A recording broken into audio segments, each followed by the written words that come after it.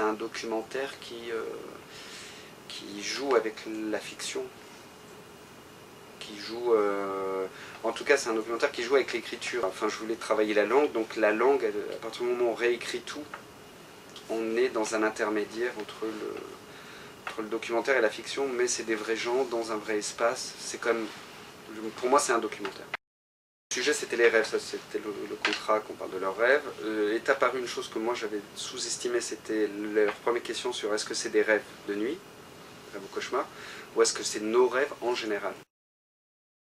Certains avaient déjà juste une idée très précise de ce qu'ils voulaient raconter, les autres avaient plusieurs possibilités.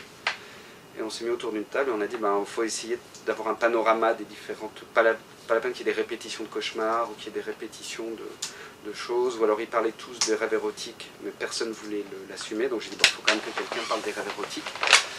Si pour vous c'est important, il faut que ça soit quelque part dans le film. Déjà ceux qui voulaient chanter, ceux qui ne voulaient pas chanter, donc ça impliquait des stratégies différentes. Il y a certains qui écrivaient très bien, d'autres qui ne savaient pas écrire.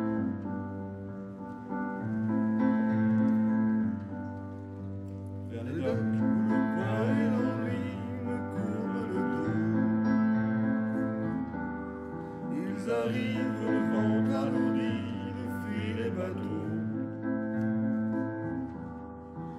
Ils viennent du bout du monde apportant avec eux des idées vagabonds de reflets de ciel bleu, de mirages, traînant parfois coiffés de pistes inconnues, d'éternalité où l'on vit presque nu sur les plages. Moi qui n'ai connu toute ma vie que le ciel du Nord, j'aimerais les barbouiller ce gris environ de bord. Emmenez-moi au bout de la terre, emmenez-moi au pays des merveilles. Il me semble que la misère serait moins pénible au soleil.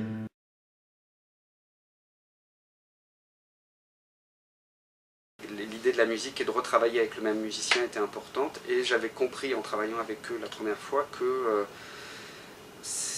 la musique peut permettre à certains de s'exprimer de manière beaucoup plus facile qu'en disant un texte. C'est une espèce de béquille comme ça, ça se permet de se cacher un petit peu. Et pour certains c'est impossible de chanter, pour d'autres c'est une facilité. La chanson permettait de rajouter différents types de travail de la langue, quoi. Entre le slam, la variété, la musique disco, ça permettait des stratégies différentes. Et ça permet un lien, enfin la musique elle a un pouvoir émotionnel terrible. Enfin surtout dès qu'on touche à la variété ou à des genres que l'on connaît plutôt bien, d'un coup ça émeut, c'est une possibilité de partage qui est assez exceptionnelle. L'endroit un peu le plus politique entre guillemets du film, c'est la volonté de montrer leur visage, de les montrer eux. Et puis surtout dans le film, au début on ne sait pas qu'ils sont détenus, hein. Il faut du temps pour le comprendre. Et je voulais qu'on soit mettre le spectateur face à des êtres humains dont on ne pouvait que regarder le visage, les yeux, la peau. Et alors que ça fait des années qu'on ne peut pas voir les détenus, ou quand on les voit, de toute façon c'est tellement de la caricature, le pauvre détenu dans sa cellule, etc. On les installe dans ce rôle-là, et là c'était... je mettais le spectateur face à des visages, et il fallait les regarder, ils sont beaux. Enfin ils sont beaux comme tout le monde est beau dans la vie quand on le regarde avec un peu d'attention. Et il y a aussi ce côté, après ça parle de la prison, donc il y a un côté de l'enfermement, quoi, de ces plans qui ne bougent pas, très serrés.